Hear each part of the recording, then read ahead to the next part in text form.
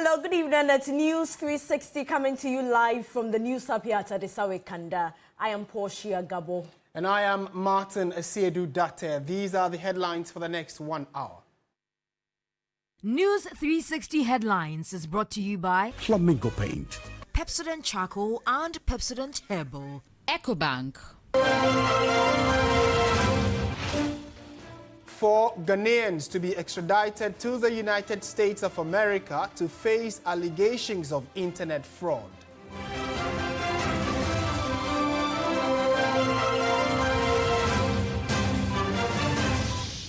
Former NPP presidential aspirant Portia describes decision by party to hold early presidential elections as driven by greed.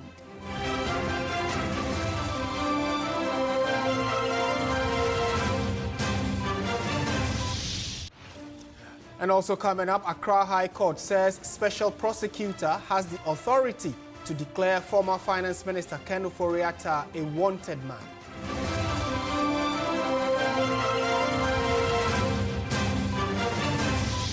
In business news, consumer inflation expected to drop again as Ghana's producer price inflation continues sharp decline, reaching lowest since November 2023.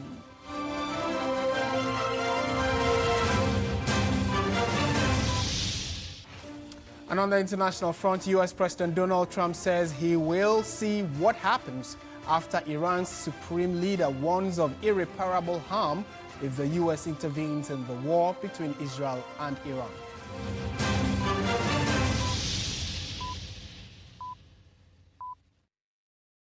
We have details of all these stories and more. We are always happy to hear from you on the many stories we have for you tonight. In our very first story, 4 Ghanaians are to be extradited to the United States of America to face allegations of internet fraud. They are Asiedu-Dartey, Inusa Ahmed, Derek Van Yeboah, and Patrick Kwame Asari. Government, through the Minister of the Interior, gave the go-ahead to face criminal charges. A statement signed by the Interior Minister addressed to a magistrate district court wrote, a requisition has been made in accordance with provisions of Section 71 of the Extradition Act 1960 to issue a warrant for the apprehension of the said Ghanaians. The latest action has sparked controversy on social media on the lifestyle of some Ghanaian celebrities, most of whom flaunt their wealth in public space.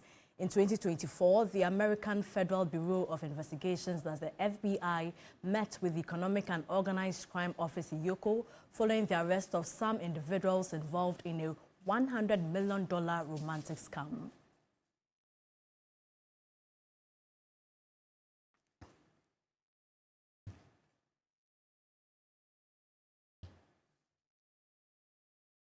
Joining us on Zoom is a fraud prevention expert and security intelligence consultant, Richard Kumado. Mr. Kumado, thank you so much for your time. Can you walk us through the typical steps involved in investigating and prosecuting cybercrime cases like this one? Typically, there are 2 of the criminal activities within the cyberspace that is creating a lot of problems for investigators and prosecutors. One of them is identity crime or identity fraud, where cyber criminals may clone the identities of their victims, or they themselves may come under anonymity by taking identity of certain people. And it takes a long time for investigators to be able to identify the rare identities behind a particular crime within the cyberspace.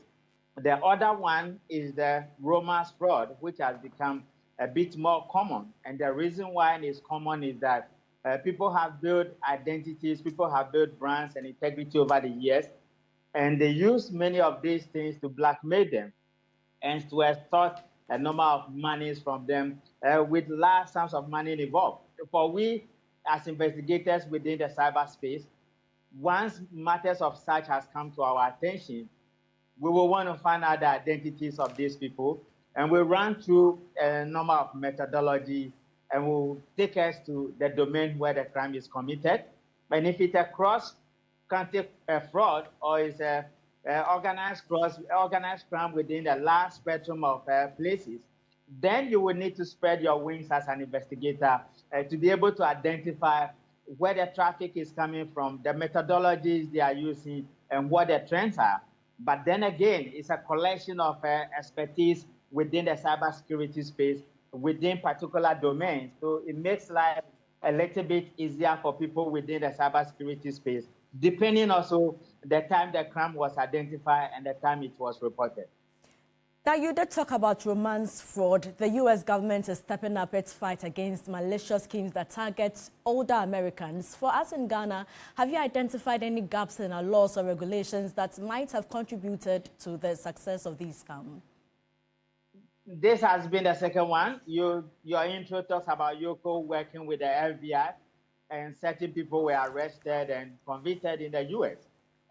To the extent that this has come to the fore, and our Interior Minister has agreed that they need to be extradited based on the protocols we have with the U.S., then I would say that the financial intelligence sector, which deals predominantly with money laundering and financial transactions from globalized destinations, will have to work closely with the banks, which we call the accountable institutions, in dealing with the identification and the warning signs when it comes to transactions within our financial sector. Then again, law enforcement must be on their toes to be able to address some of these issues when it comes to investigation. And finally, my brothers at the National Cybersecurity Authority will have to do a lot of work when it comes to cybersecurity compliance within the cybersecurity space. Until we are able to work together and collaborate more together with the private investigators within the space, then some of these crimes may happen and it may take a long time for them to be unraveled. But once you have the investigative agencies working together, the financial sector is being regulated and compliances are being met in terms of suspicious transactions and unusual transactions, usually, then you have the Cybersecurity Authority also making sure that our cybersecurity space is clean and red flags are being identified. I think we will be fine. Other than that, some of these ones could slip through and it may take a little bit of time to be able to unravel.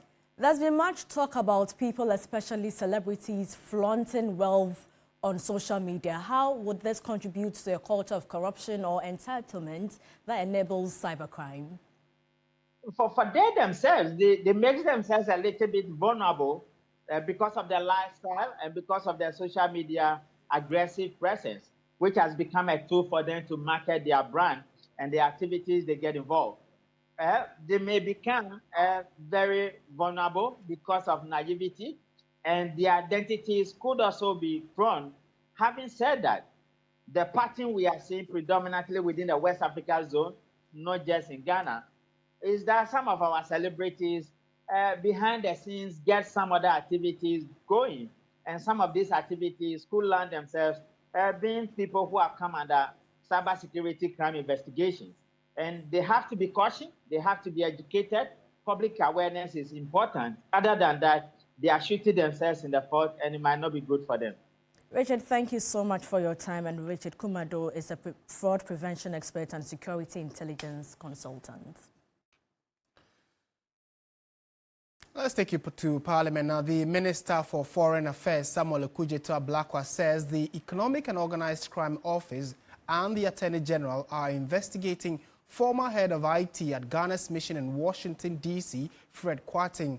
He alleges that he is alleged to have been engaged in fraudulent diversion of consular service payments.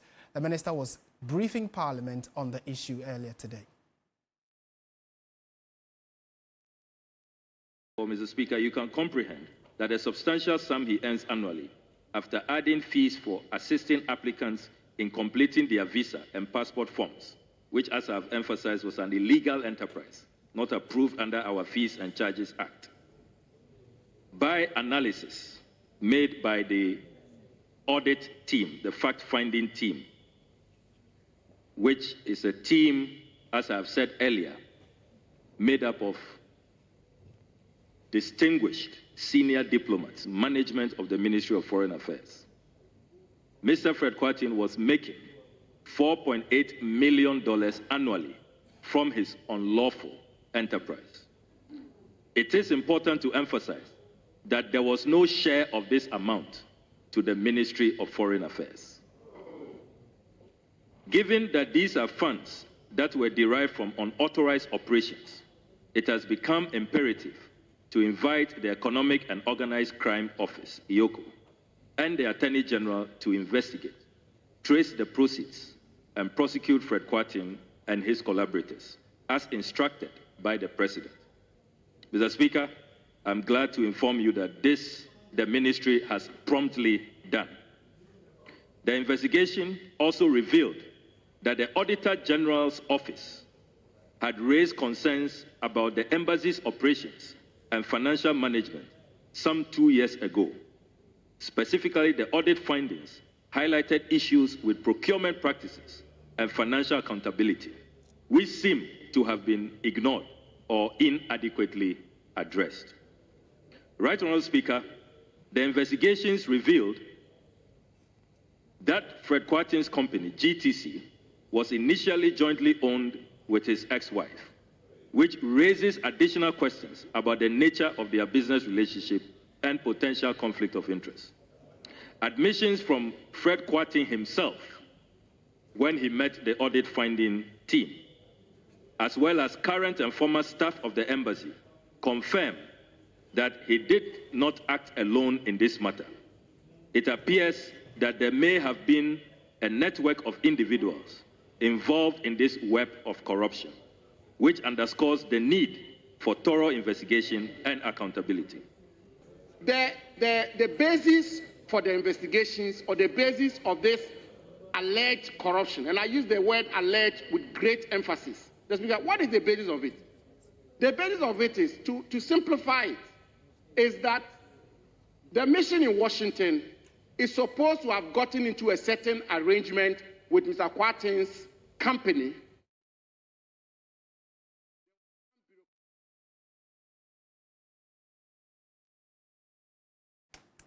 And away from Parliament, the Human Rights Court has dismissed the interlocutory injunction filed by the former Finance Minister Ken Ofori-Atta to restrain the special prosecutor from declaring him wanted. Lawyers of the former Finance Minister on March 27 filed the motion asking the High Court to order the Office of the Special Prosecutor to remove his name from the list of wanted persons, among other reliefs. On February 12, the OSP announced that Mr. Ofori-Atta was a fugitive from justice, citing his failure to respond to invitations for questioning of allegations of corruption and corruption-related offences, including release of funds for the construction of the National Cathedral. The former Finance Minister then sued the Special Prosecutor and the office for declaring him wanted and a fugitive from justice. Ofori-Atta subsequently filed an injunction motion seeking to restrain the OSP from further publishing his name and photographs on its social media pages. He prayed the court to also order the institution to immediately remove his name from the OSP's list of wanted persons and prevent future reference of him as a fugitive of justice. In his ruling, however, Justice Kwame Amwako noted that the former Finance Minister's motion failed to meet the requirements for the grant of interlocutory injunction. He therefore dismissed the injunction and awarded a cost of 5,000 cedis against Ken Ofori-Atta.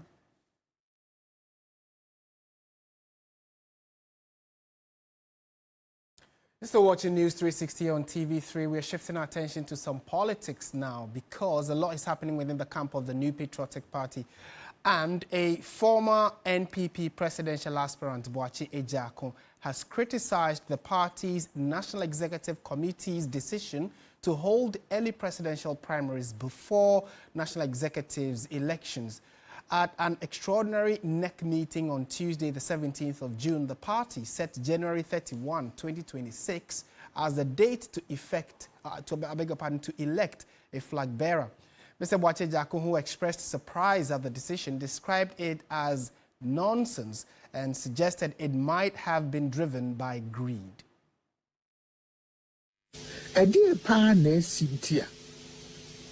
Adia ye na fedi musi ye mutu no sidi trase bibisa wine o sidan o ye roof no ansa no abe foundation wine o sidan o ye roof ansa no abe no foundation. Why would anyone construct the roof before building the foundation? It's either some people don't understand the game or they are being selfish and greedy. Why would you elect a flag bearer before electing your grassroots executives? If you understood the dynamics of campaigning, what is the point of electing your flag bearer at this time? There are 88,917 human settlements in Ghana. So what a campaign what a campaign as a pa? Who could you flag bearer at this time? There are 88,917 human settlements in Ghana. The who say when you flag bearer ne? So onchi oma pro any Ghana for kasa in all these community human settlements. Over here 10 years. If you elect your flag bearer today and expect him to travel to engage Ghanaians in all these human settlements, he would need 10 years. However, if you have 210,000 executives from polling stations like we have, they can cover the entire 88,917 human settlements within 2 weeks. It's the party we are selling first and foremost, before the presidential candidate. There is no way one person can win an election for any political party. Every polling station. Meanwhile, former Minister of Education Dr. Yaw Osei-Edu has formally declared his intention to contest the flag bearership position of the new Patriotic Party in January next year. The educationist used video messages and other social media platforms to communicate his intention. We bring you excerpts. Ene day Ghana emaba emrantie ene mpanimfo memu bedi nkita ho kakra fie ben wotwe atwamu yi ana abato amotoma na nado dankokufuado. Fellow Ghanaians, I would like us to have a conversation. Over the past 4 years, under the Nanado administration, I've had the honor of serving as your Minister for Education. I believe you can all bear witness to the progress and impact we have made in the education sector under my leadership. Minister for Education. And I'm sorry when you so. Ejuma me ye ewo mo anim. Mo nyina mo di ho adanse. Ma bravo mo nyina ade ba akwa me hu se. Nyame e mama kwanya se me mesom. Ibedi oman enwumesua anim ewo mfie na etwam. E ma yetimi ye adwuma den. Ye bi, ese be ma be ye bi na wa meye ni nyina. Emre ba na emre twam. Na sabre ye party I am but a man, but my calling has always been one of service. As my party prepares for the upcoming primaries to select our next flag bearer, I formally declare my intent to contest for the flag bearership position and ultimately to serve as the President of the Republic of Ghana.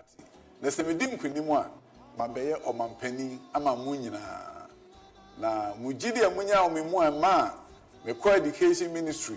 Bebe minister amobo abaso e wo monten so no minim say sagidie no e na delegates ene wo ma Kenya ne Ghana fo nyina. I humbly ask for your support as we continue this journey together.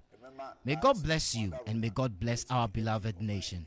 Science from kwa e wo abrochi memu no yedi bia baha na yetimi ehu say yenso isi mu achede ne nso nkachi oman fapim Every omampani odi kan pe so be dru sa abre no ye ba beto aso na oman dati ebeyefe. And as your election command center, if it has to do with politics, do trust that we'll keep you posted on it. Still in Parliament, though, tensions flared up on Wednesday in the House when the vetting of a Supreme Court nominee took an unexpected turn. A heated exchange erupted between the Appointments Committee Chairman Bernard Ahiafo and the ranking member Alexander Penyomarkin, who was upset after the chairman allowed the majority leader to ask a question. Being the first time speaking, let me join colleagues to congratulate my 1 year. Mr. Chairman, Mr. Chairman, let's be careful what we are doing. It's not good for democracy If it's a follow-up, let me congratulate my 1 year. If it's a follow-up, you should go straight to the chairman. Don't be doing these things. So it is the same question that we are rephrasing. So may I answer? You may ask another question, please. Chairman, if you want to find a way to stop this vetting, I will yield to you. Stop what you are doing. The whole country is watching you. Stop what you are doing.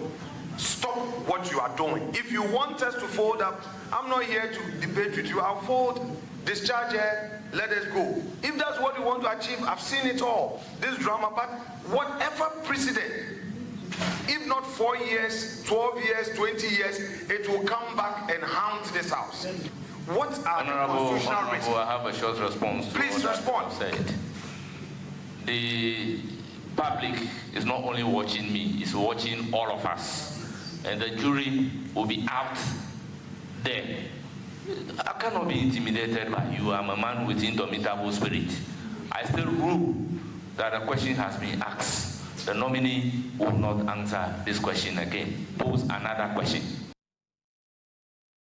And the vetting has been live on TV3, so you want to stay with us as and when any of such issues do arise. So after the drama in Parliament, the chairman of the Appointments Committee took to social media to put out extra words he thought he needed to put out. So I'll put that on your screen shortly, where Bernard Ahiafo says, the challenge of leadership is to be strong but not rude, be kind but not weak, be bold but not a bully, be thoughtful but not lazy, be humble but not timid, be confident but not arrogant, have humor but without folly. And that's a quote he's attributing to Jim Rohn, and that's a post that Bernard Ahiafo put out on social media after today's episode of a back and forth between him and Alexander Penyamakin. Still at the vetting, a nominee of the Supreme Court, Justice Ofori-Atta says the president has administrative rights to sanction his appointees when they fail to comply with asset declaration directives. Responding to a question by the minority leader during her vetting, she denied assertions that the president usurped the powers of the Commission on Human Rights and Administrative Justice. According to Justice Ofori-Atta, some guidelines must be set through a constitutional instrument to limit the president from potentially exceeding his powers. I'm aware that the president is a member of the executive. That is so. Yes. So the head in that. And so under the circumstances, if any action is taken in respect of his executive members, then I have no issue with it. But obviously, he cannot cross over, even though a judge is a public officer, to impose sanctions on the judge because a judge has failed to declare their assets. What is therefore your proposal regarding how to limit the president's role in terms of ensuring constitutional fidelity in respect of his own appointees when enforcing this asset declaration law? The only limits I see under the Constitution, since it's the Constitution, is for a CI, setting out guidelines. That is the only way I see a resolution to the problem. She said there is no violation of constitutional right when students are compelled to practice different faiths in schools. Rights are not absolute. Every right has its limitation because you were made aware, you were informed that when you come to this school, this would be a code of conduct, and you chose to go to the school. So it's not a compulsion, it's a voluntary act. Because before you came to the school, you were told that this is a Catholic school, would expect you to go to church on Sundays, would expect you to do this. And you took that voluntary decision to attend the school. And so I do not see that it is compulsory. In empaneling of judges, she believes the Chief Justice performs administrative functions, and such functions should not influence the decisions that are taken on the bench. She, however, believes in capping the number of judges who are appointed to the Supreme Court. However, such should be done until the backlog of issues at the court are resolved, including the jurisdictional functions by the Supreme Court, and even the number of cases that each judge handles at the court. Christian Yale, TV3 News, Parliament. Let's turn our attention to education. In a swift policy shift, the government of Ghana is partially removing the power of headmasters to manage school feeding in secondary schools. The buffer stock company has been handed the supply of grains while the headmasters will continue to supply perishables. This decision comes after several Ghana Education Service reports revealed that students were being served poor quality meals. Education Service, together with Charles, it was a pledge in the NDC manifesto to get this back to headmasters, bursars, and others to do it in order to keep the local economy going. But it appears that at many levels, the quantities and quality of the food is just not good enough. Government is considering a reversal of the policy, but at least for perishables and others up to 40% of that provision will still be provided by the Conference of Heads of Assisted Secondary School, whilst we get a rule for the Ghana buffer stock and then the Ghana Commodity Exchange to deal with grains and others. But for the present, what is important is timely, quality delivery of food. Since December, that is what we have done.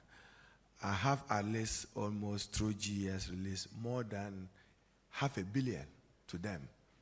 But we are not satisfied with the quality of the food they are sharing. In fact, one evening, I had to, I'm not necessarily a WhatsApp person, so the president had to ask me for my WhatsApp, so I'm now on WhatsApp. So I went getting some WhatsApp to receive a poor quality gari and palm nut served by a school. In more news tonight, the National Service Authority's Central Management System for Postings has been suspended with immediate effect following a directive from the Office of the President. The Ministry of Youth Development and Empowerment announced the suspension in a statement, adding that the decision was taken in the national interest to allow for a comprehensive technical and forensic review of the platform. The statement said the suspension is as a result of emerging concerns surrounding the digital infrastructure currently in use at the National Service Authority, specifically the Central Management System for Postings.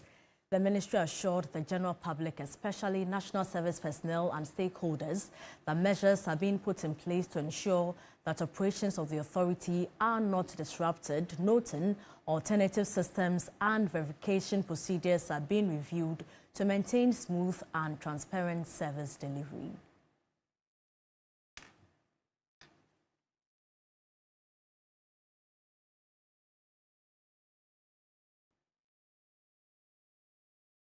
Now, the Minister for Works and Housing says $6 billion will be needed to tackle the flooding issue in the country. Members of Parliament have therefore charged the Finance Minister to release funds to the National Disaster Management Organization, NADMO, to stock its warehouses with relief items as the rains set in. The MPs raised the concern following briefs to the House by the Interior and Works and Housing Ministers. The Speaker, the challenges are enormous.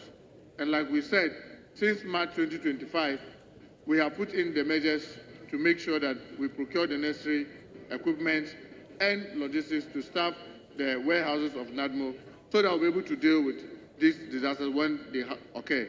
No amount of engineering will succeed without enforcement and civic responsibility. Developers must comply with planning laws. Citizens must stop dumping waste into drains, and MMPs must enforce building codes diligently. The ministry is also collaborating with the Ministry of Education to integrate flood awareness into school curricula and promote youth-led sanitation campaigns. Public infrastructure must be matched with public discipline. Mr. Speaker, finally, the ministry estimates that an investment of approximately $6 billion is needed to implement comprehensive flood control measures across the country. Go to NADMO now and it is possible there will be no relief items at the warehouse. Sometimes, all government, we wait until there's a disaster before finance will release money for NADMO to go and buy relief items. So at the time they will be moving in to do the search and rescue and need assessments, what would they send to the people? And it becomes a problem. So, Mr. Speaker, I think the government should look at providing financial support to NADMO now. The rains are not done with us yet. Anytime the rains are in, we have a problem. Mr. Speaker, things are never right. For how long are we going to do this as a country? And the Minister for Works and Housing says something, and for me, that was very instructive, that no matter the engineering, no matter what we do, if we as citizens of this country do not do that which is right, Mr. Speaker, we will come back year in, year out and sing the same song. Our district assemblies must be up and working. And so the Minister for Finance must do the needful. You're still watching News 360 on TV3. Stay with us. We have business, sports, entertainment all coming up.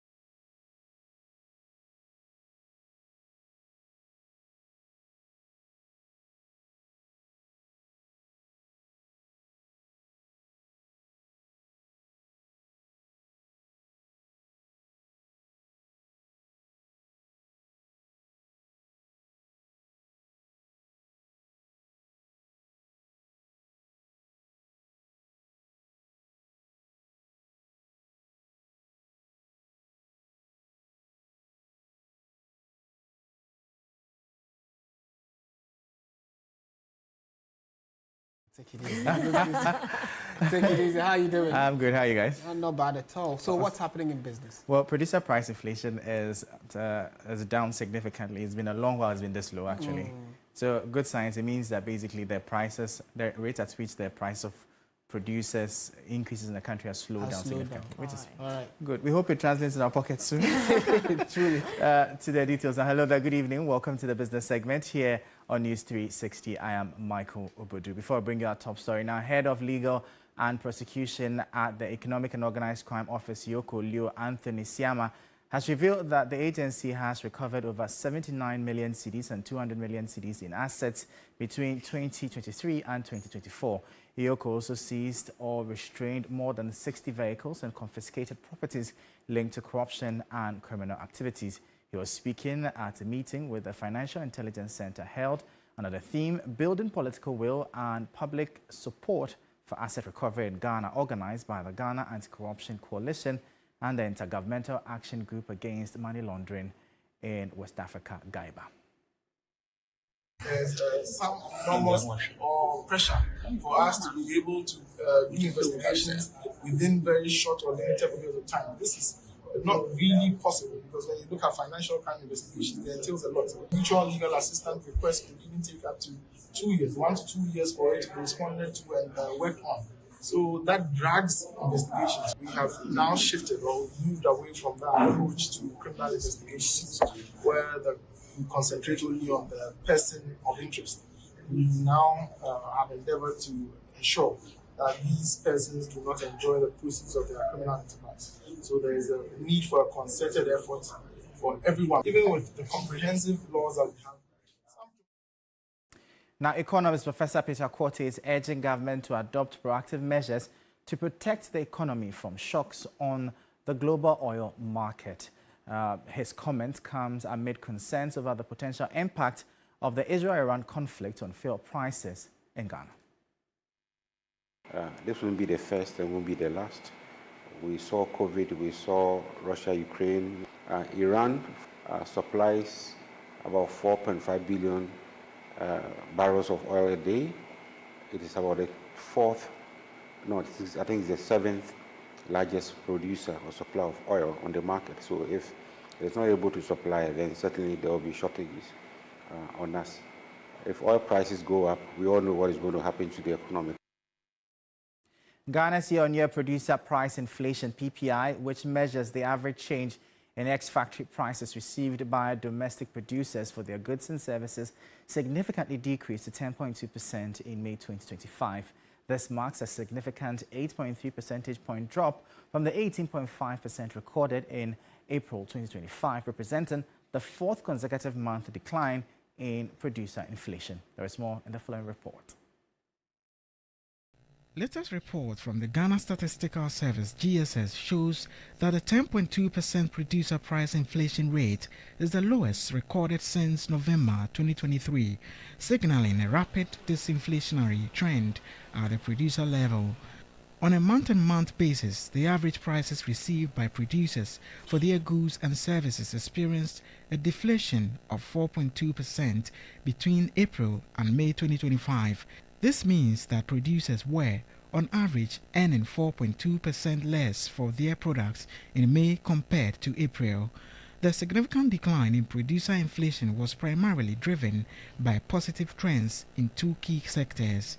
Mining and quarrying contributed 10.6 percentage points to the decline, and manufacturing contributing 9.5 percentage points. Together, these 2 sectors accounted for a substantial 78.7% for the overall PPI decline.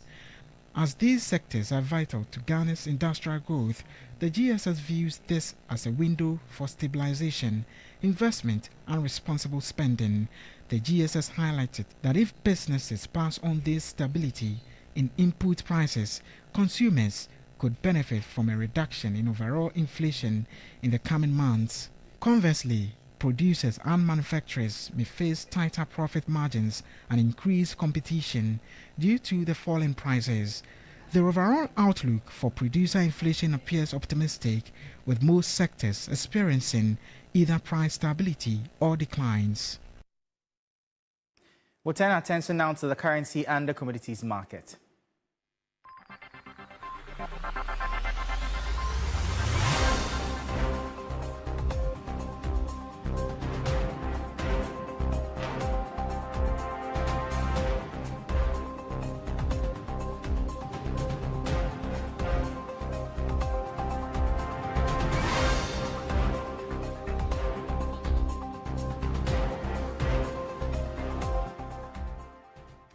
And that'll be all for the business segment here on News 360. I am Michael Obodu. Up next, the sports.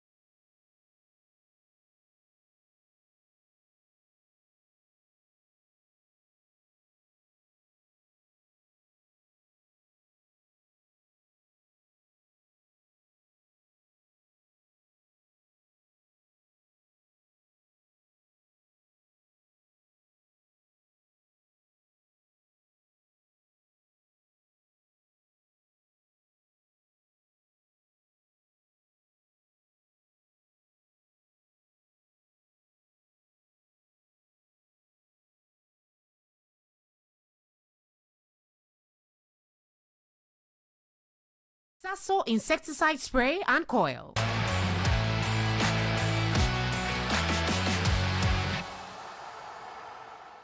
Hello there, good evening and welcome to the sports segment here on News 360. My name is Bill Lisher. Now, Black Stars defender Jonas Ajete has revealed in an exclusive interview to 3 Sports that he's over the moon after earning the opportunity to compete for a place in the UEFA Champions League group phase with FC Basel. The centre-back is expected to feature in the playoffs with the club as they look to reach the group stage for the first time since 2017-18. The last time your team managed to reach the group stage of the Champions League was in the 2017-18 season. For you personally, I believe you've watched the competition a number of times. What does it feel like for you getting the opportunity to possibly reach that particular level in the Champions League? For me, it's a great honor to play a Champions League. And then we play playoff. I'm just playing. Everything goes on well, and then we can fit into, because we have to play a playoff and then we shoot in the slot. That is given to both teams. So I'm just praying we get the win and then we can fit in. But for me to play for Champions League, it's a very great honor. For me, I'm a United fan, so I always watch United, but you know United, we don't do that well, so I always watch Real Madrid, and then I just go to enjoy watching football because my team doesn't progress a little bit, you know. So I just watch. Since I'm a footballer too, so I need to learn certain things and other stuff. Moving on, Christopher Bonsuba has become one of Ghana's brightest stars over the past month, shining at the Unity Games against Nigeria and Trinidad and Tobago. Now, my colleague Akosua J, in an exclusive with the winger, explored his connection with his late mother, his motivations, and his tenure with the national team. Christopher Bonsuba carries the memory of his late mother close to his heart, with a tattoo of her on his arm and a cherished piece of jewelry around her neck. Her presence remains a guiding force in his life. Her passing in 2022 was a heartbreaking chapter for the young footballer who was still carving out his path in the sport. Now a key player at Belgian side Genk, the Kumasi-born winger wishes she were here to witness the success her sacrifices helped build. I can say she means everything to me because she has been my inspiration growing up. I wanted to be a footballer. She has been supporting me through the hard times and everything. So, and I heard she was not around. I was just broke down. So I think wherever I go, she's with me. So that's why anywhere I go, anywhere I move, I go with her. Yeah, I was hoping she would be alive so she can witness what's going on this time. But you know, everything happens for a reason, so I can't say much. His journey hasn't been without challenges. From his early days at Shooting Stars in Accra to a stint with Sarpsborg 08 in Norway, Bonsu's rise to prominence in the Belgian Pro League has been marked by resilience. He draws deep inspiration from the late Christian Atsu, whom he idolized. Christian Atsu, not in Ghana, in the whole world. The whole world? Yeah. Why? Because he inspires us a lot. Because Christian is a top player. May he so rest in peace. Top player, legend, and I've been watching him, and I've been watching how he plays and how he works, give everything for the team or for the nation. Breaking into the national team is no easy feat, but Bonsu's second call-up during the Unity Cup was a dream realized. He credits Black Stars captain Jordan Ayew and Thomas Partey for helping him settle in and build confidence within the squad. Before our game against Chad or here in Accra, I went to Jordan's room to have a little advice and ask him how should I play or how. So I think he's very, very friendly, very, very good guy because they don't show, they just open up and express their feelings and make you feel okay, you are part of the team, just enjoy the moment. Yeah. As the World Cup approaches, Bonsu remains laser-focused on delivering another standout season, hoping to earn a spot on the final call-up and continue honoring.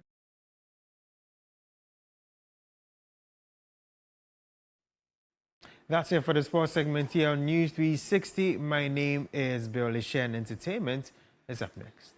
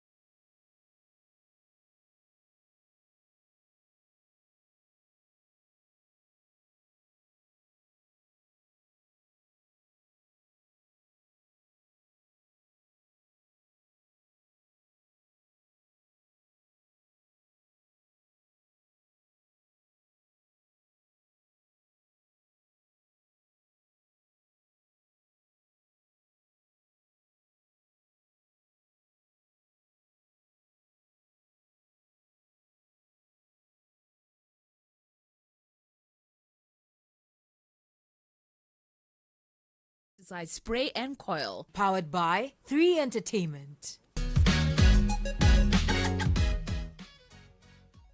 Good evening and welcome to the entertainment news segment here on News 360.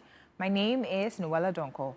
Now, cultural activist and director of the Institute for Music and Development, Ofori-Atta, has encouraged women in various artistic fields to pursue their full potential and overcome systemic barriers to achieve success.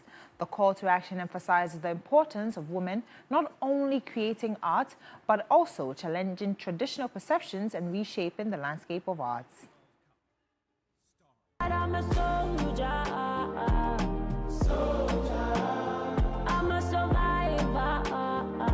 Historically, women have faced challenges in pursuing artistic careers due to societal expectations and biases.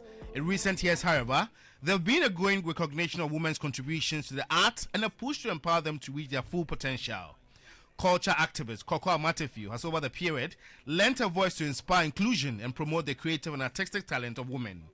The former programs director of the National Theatre wants women in the creative industry to pursue their full potential in order to overcome systematic barriers. It's time that as women we come to our full potential, because especially in the creative industry you will see that women feel like they don't belong. I would say that there are much more women out there who are doing things more than the 4% or the 13% that he projected. And they are doing things in the privacy of their homes, not thinking that they have a right to come out there and also be artists on stage. She highlighted gender stereotypes, discrimination, and lack of support systems as some of the factors that have historically held women back.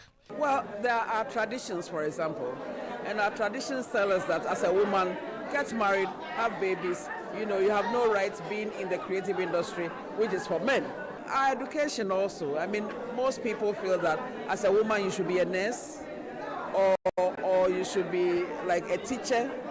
They are not even talking about doctors and lawyers and things like that too. But I'm feeling that women should be taught that they can go as high as they can. She advocated for establishing support systems, including mentorship programs and funding opportunities to help women in the creative field flourish. If actually we have the money that we can use to train, we have the money that we can use to create, and we have the money to perform, how much more can we not put into the economy? All over the world where artists have really excelled is because they are getting money to create. All I want to say is that women over there, you have more power than you think you have. And I think that together we can make big things happen.